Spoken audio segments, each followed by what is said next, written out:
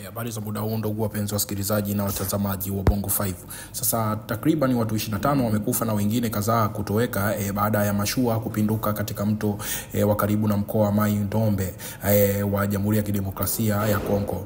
Vyombo vya habari vya ndani vimeripoti kwamba miongoni mwa abiria wa boti hiyo ambao ni pamoja na wachezaji wa mpira wa miguu waliokuwa wakitoka kijiji cha Ngambomi baada ya kushiriki mechi. Sasa boti hiyo ilizama kilomita 12 baada ya kutoka bandari ya Mushie.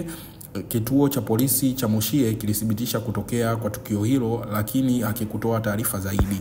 Sasa ajali za boti katika eneo hilo zimekuwa jambo la kawaida sana katika eneo hilo, hususan kuanzia mwezi wa Disemba mwaka jana. Boti iliyokuwa ikielekea katika mji wa Inongo ilizama karibu na mji wa Mai-Ndombe. Sasa hii ni ajali ambayo wengi ambao wamepata zuhurba hii ni wachezaji wa mpira ambao walikuwa wametoka kwenye kucheza mechi. Sasa wakati wanarudi, bahati mbaya wakapata ajali 12 kutoka kwenye bandari mpaka eneo. Kwa hiyo wengine wametoweka na wengine wamepatikana washafariki.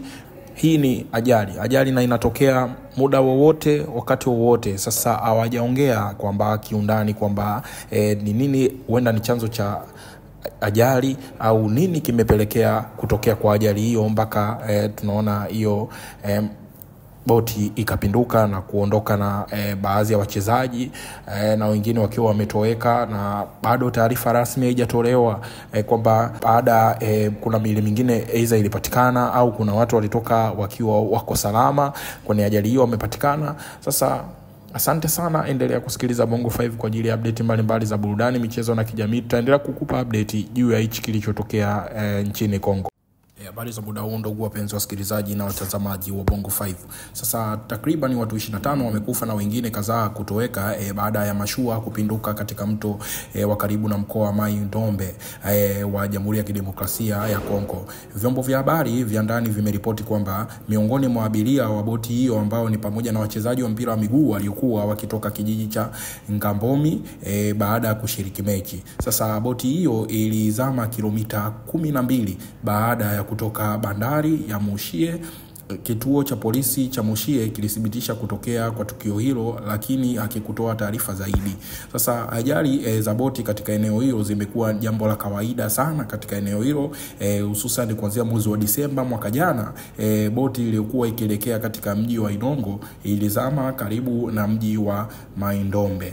Sasa hii ni ajali ambayo wengi ambao wamepata zuhurba hii ni wachezaji wa mpira ambao walikuwa wametoka kwenye kucheza mechi. Sasa wakati wanarudi, bahati mbaya wakapata ajali 12 kutoka kwenye bandari mpaka eneo. Kwa hiyo wengine wametoweka na wengine wamepatikana washafariki.